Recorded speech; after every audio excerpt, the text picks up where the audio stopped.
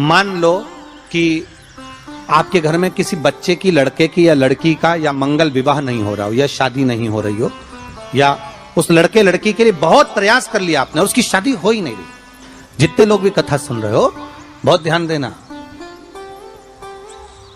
ये जो पानी पीने का जो मटका होता है ना, जिसको हमारे यहाँ कलश कहा जाता है, हंडा कहा जाता है, जिसको हमारे यहाँ परिंडा कहा जाता है, मटका कहा जाता है, तो पहले जो मटका चलता था वो लाल कलर का चलता था, ठीक है।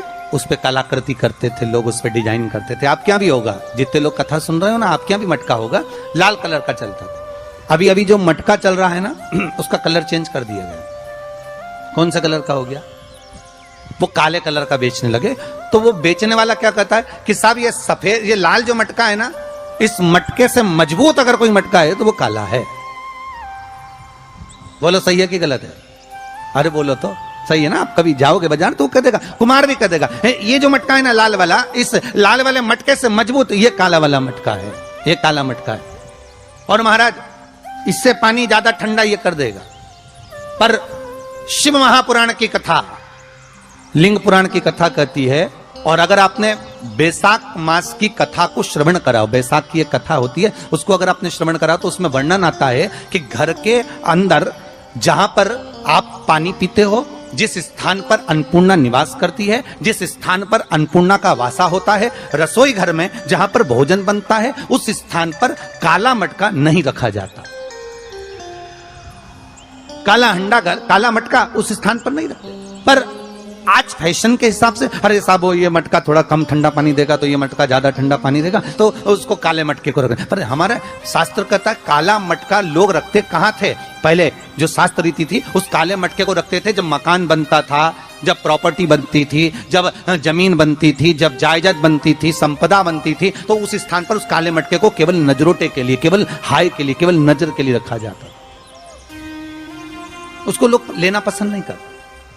पर आज के व्यक्ति को अगर कह दिया जाए कि ये दो मटके रखे हैं साहब, लाल भी है और काला भी है, तो कौन सा पसंद करेगा? वो काला वाला ही दे दीजिए साहब, ये पानी ज्यादा ठंडा करेगा, उसकी श्रेष्ठता रहेगी। नहीं, शिव पुराण कर रहे हैं, भगवान कुंभ का निर्माण कर रहे हैं, भगवान कलश का निर्माण कर रहे हैं, और भगवान स्वयं ब्रह्मदेव कर रहे हैं कि आप ऐसा निर्माण कर दो जिसमें 33 कोटि देवता स्वतः विराजमान हो जाए। तो भगवान ने उस कलश का निर्माण कर दिया। अब कलश का निर्माण करा तो स्वयं भगवान ब्रह्मदेव बोले, प्रभु इस कलश के अंदर मेरा स्थान कहां है? मेरा स्थान कहां है?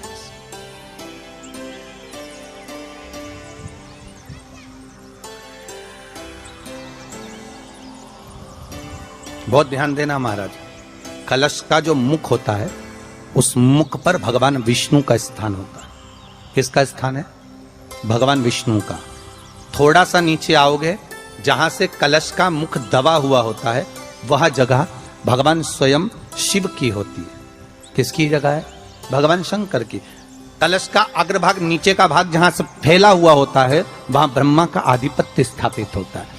फिर कलश का जो नीचे का भाग होता है, वो भगवान शिव और शक्ति का स्थान होता है। कलश के बाहरी भाग में, जहां पर बाहर का हिस्सा होता है, उस कलश के बाहरी भाग में 33 कोटि देवताओं को भगवान शंकर ने लाकर विराजमान किया होता है। महाराज भगवान शंकर 33 कोटि देवताओं को निमंत्रण देकर उस कलश में विराजमान कर दिया।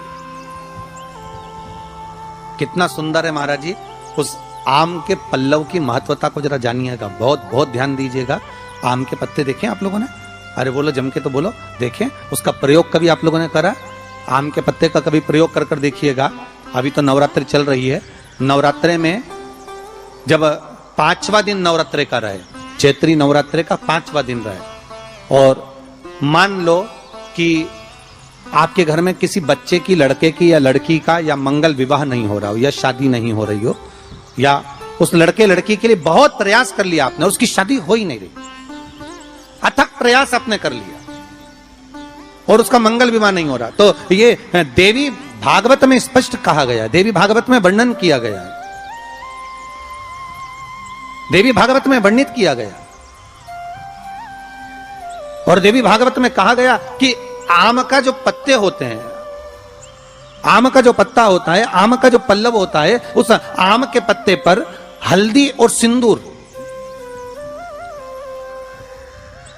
इन दोनों से स्वस्तिक का निर्माण किया जाए। देवी भागवत का संवाद है, बहुत ध्यान देना महाराज। जिन कन्याओं का विवाह ना हो पंचमी के दिन, नवरात्रे की कोई सी भी पंचमी, मतलब जो पंचमी तिथि पड़ेगी, कोई भी नवरात्र हो, चाहे वो 4 नवरात्र में से, चाहे वो पौष का हो, अश्विन का हो, चैत्र का हो, आषाढ़ का हो, किसी भी नवरात्रि में आप कर सकते हैं। एक पान के पत्ते पर, एक ही पत्ते पर जो 2 स्वस्तिक बनेंगे, एक हल्दी का बनेगा, एक सिंदूर का बनेगा।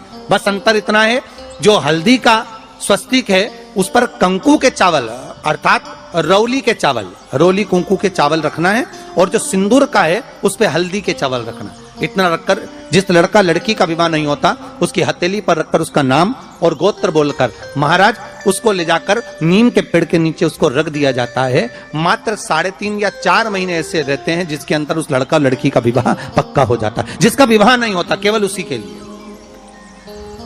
जिसका मंगल विवाह ना हो रहा। आम के पल्लव में शिव का वर प्रदान है, आम के पल्लव में शंकर का आशीर्वाद, आम के पल्लव में शिव का आशीर्वाद।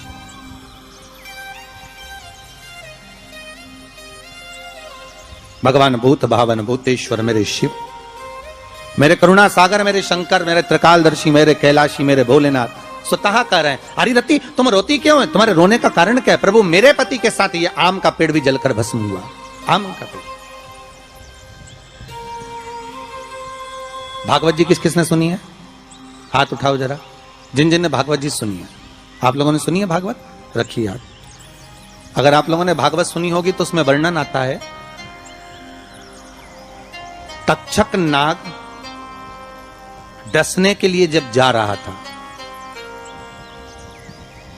तब ब्राह्मण देवता जो जहर उतारना जानते थे उनको लेकर राजा परीक्षित के पुत्रों ने अपने दूतों को भेजा था लाने के लिए कि एक ब्राह्मण ऐसे हैं कि वो तक्षक नाग का जहर उतार सकते हैं, वो तक्षक नाग के जहर को समाप्त कर सकते हैं, तो आप उनको लेकर आओ। और वो तक्षक नाग का जहर उतारने वाले उस ब्राह्मण को लेकर जा रहे थे। तो सर्प ने विचार करा, तक्षक नाग ने कि बताओ ये तो गजब का काम कर रहा, अगर ये ब्राह्मण पहुंच गया तो ये ब्राह्मण तो सर्प का जहर उतार देगा। तो सांप तक्षक नाग को ये चिंता लग गई कि मेरे को ही डसना है और मेरे जहर ये उतार देगा, और डसने भी एक ही बार है और मरना चाहिए परीक्षित को श्राप लगा। अब करूं तो करूं क्या? तो सर्प ने विचार करा कि मैं एक रूप रख कर जाता हूं और इस ब्राह्मण की परीक्षा लेता हूं।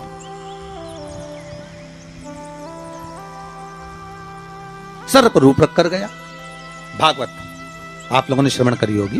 तो जब तक्षक रूप रख कर गया और उस ब्राह्मण के पास में जाकर पूछा कि ब्राह्मण देवता ये बताओ कि आप कहां जा रहे हो? तो ब्राह्मण बोला आपको नहीं मालूम, राजा परीक्षित को सांप डसने वाला है तक्षक नाग और मैं जहर उतारना जानता हूं। अच्छा आप जहर उतार दोगे? हाँ। तो किस लिए जा रहे हो? जहर उतारने के लिए। तो जहर उतारने क्यों जा रहे हो? तो कहा राजा है राजा, जब राजा का जहर उतारेंगे तो मुद्रा भी कितनी मिलेगी आपको मालूम नहीं है क्या? अच्छा ब्राह्मण देवता इसलिए जा रहे हो? हाँ। पर उसको तो किसी संत ने श्राप दिया। अरे तो श्राप संत ने दिया है, हम ब्राह्मण हैं, हमारा कर्म है किसी को बचाना, तो हम तो बचाएंगे। अच्छा आप में इतनी सामर्थ्यता है कि आप तक्षक नाग का जहर उतार दो? अरे तक्षक नाग आकर अगर मेरे सामने खड़ा हो जाए और किसी को डस ले तो यह पक्का है कि मैं जहर उतार सकता हूं। अच्छा तो इतने में तक्षक नाग सामने बिल्कुल प्रकट हो गया और तक्षक नाग प्रकट होकर बोला बता ब्राह्मण किसको डसूं मैं? ब्राह्मण ने कह दिया तुम्हारी मर्जी पड़े उसको डसो। सामने एक पेड़ था, उस पेड़ को ब्राह्मण ने, उस तक्षक नाग ने डस लिया।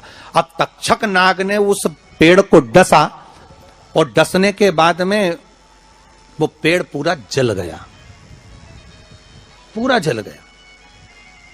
अब पेड़ तो जल गया पर ब्राह्मण जो था जिसको परीक्षा देना थी वो ब्राह्मण को यह नहीं मालूम था कि इस पेड़ पर एक संत बैठकर साधना कर रहा था, तपस्या कर रहा था। और जब वो पेड़ जला तो वो संत भी जल गया,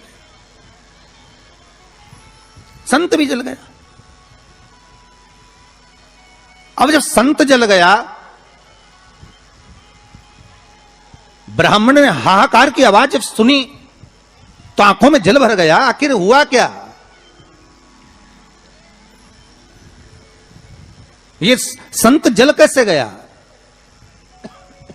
तो कहा इसके जलने का कारण केवल इतना है कि अब आप जीवित करो, इस पेड़ को हरा भरा करो, इस पेड़ को हरा भरा कर दीजिए।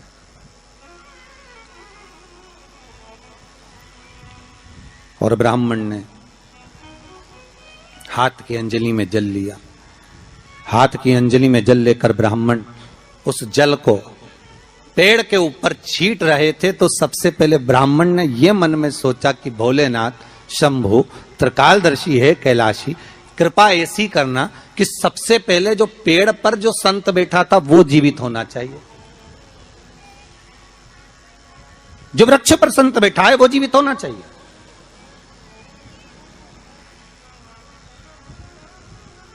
हाथ का जल ब्राह्मण ने जैसे छोड़ा, छोड़ते से ही पेड़ भी हरा भरा हो गया और उसके ऊपर जो संत बैठे थे वो भी जीवित हो गए। जीवित हो गए तो तक्षक नाग को ये लगा कि इसने एक जले हुए पेड़ को जीवित कर दिया, वापिस हरा भरा कर दिया, और इसने ऊपर बैठे हुए संत को वापिस जीवित कर दिया, तो ये पक्का है कि मतलब ये तक्षक नाग का जहर, मतलब मेरा जहर राजा परीक्षित को उतार सकता है। तो तक्षक नाग ने अपनी बात को पलटा और पलट कर कहा, महाराज जी हाथ जोड़कर निवेदन करता हूं, जितना राजा परीक्षित के पुत्र आपको धन देंगे उससे 1000 गुना धन मैं आपको देता हूं।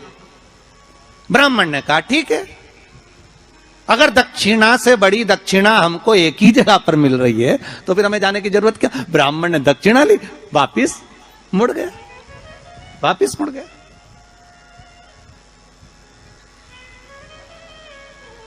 अब ईमानदारी से बोलो,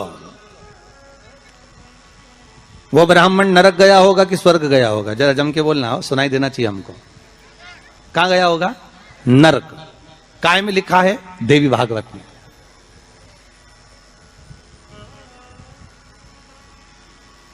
उसका कारण क्या था?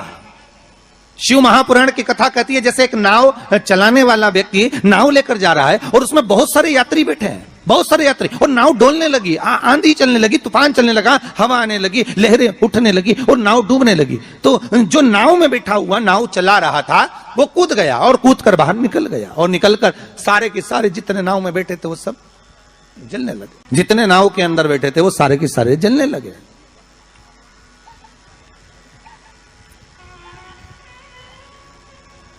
जब वो सारे के सारे पानी में डूबने लगे और पानी में नावों में जाकर सबकी सब जब डूब रहे हैं, सब मर गए, सारे के सारे जो नाव में बैठे थे, जो तैरना जानते थे वो बाहर निकल गए, बाकी के सब डूब गए। नाव चलाने वाला जब उसके प्राण छूटे तो उसको एक नरक नहीं मिला, कम से कम 94 नरकों में वो नाव चलाने वाला गिरा। शिव महापुराण की कथा कहती।